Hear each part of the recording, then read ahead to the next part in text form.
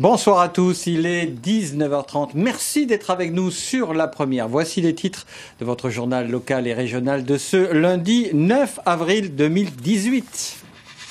Emploi menacé, entreprises du Nord en danger. Les 24 employés de THSOA sont en grève depuis ce matin. En cause, les restrictions budgétaires décidées par la province Nord. Elles mettent en péril l'opérateur d'habitat social. Inscription sur les listes électorales, le Haut Commissariat a fixé les dates. Ce sera le 30 avril pour la liste générale et le 18 juin pour la liste référendaire.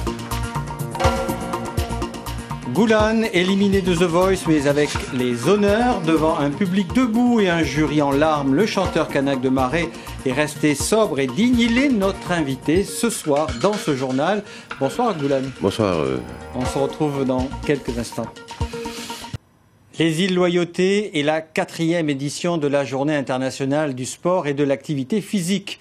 Elle se déroulait ce week-end à Guaro, mais aussi pour la première fois aux îles Loyauté. Avec 52% de la population en surpoids et de plus en plus d'addictions, la santé est une question prioritaire du gouvernement. Philippe Kunzmann. C'est l'organisation en charge de la Coupe Yéwéné qui a mis en musique cette 4e journée internationale du sport et de l'activité physique. La preuve, le gros des participants provient des clubs et écoles de sport, auxquels viennent s'ajouter les pratiquants de sport adapté ou handisport. Bref, des habitués du bien-être dans la sueur. Avec 52% de la population locale en surpoids, les adultes souffrant d'embonpoint semblent malgré tout peu réceptifs, comme si l'activité physique ne concernait que les plus jeunes, synonyme de performance. On a toujours considéré le sport ici comme un outil de compétition. Donc c'est vrai que les politiques sportives du pays ont surtout été développées à ce niveau-là. Aujourd'hui, on considère qu'avec les résultats des recherches, avec des expériences qui ont pu être menées dans d'autres pays, on peut considérer que l'activité physique, le sport peut être également mis au service d'une bonne santé de la population. Donc faire du sport, c'est contribuer à la promotion de la santé des citoyens. Un message entendu par l'équipe des Verts qui a choisi la randonnée au Cap Martin.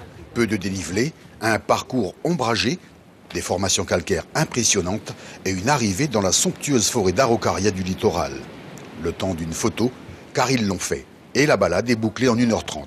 1h30, c'est en gros le temps qu'il faut pour aller en voiture au supermarché, se garer, parcourir les allées et faire le plein de ces cochonneries qui vous rendent malade ou fragile. Aux îles, point de supermarché, mais les habitudes de vie ont changé, laissant place à l'oisiveté et son cortège de pathologies. Un véritable centre de remise en forme à destination des adultes pourrait bien voir le jour. Ça permettrait aussi les enfants de voir leurs parents ou voir des adultes travailler dans ce sens-là. Ça pourrait aussi, de par l'intervention du milieu scolaire, ce qu'on apporte déjà, mais en complément, en dehors du milieu scolaire, de voir aussi leurs parents s'installer dans une pratique sportive régulière qui vise à améliorer la santé. Pour Voz, le crabe de cocotier qui a croisé la route des marcheurs, le parcours santé s'arrête là. Et le bien-être sera pour le cuisinier. En bref, dans la région. Prochain rendez-vous d'actualité demain matin en radio dès 5h avec Charlotte Mestre. À noter que l'invité de la matinale radio sera à 6h48. Martine Lagneau, présidente de Nouvelle-Calédonie Tourisme.Sud. Nous, on se retrouve demain soir dès 19h. D'ici là, bien évidemment, vous restez avec nous sur le web, Facebook et Twitter. Très belle soirée à vous sur La Première, évidemment.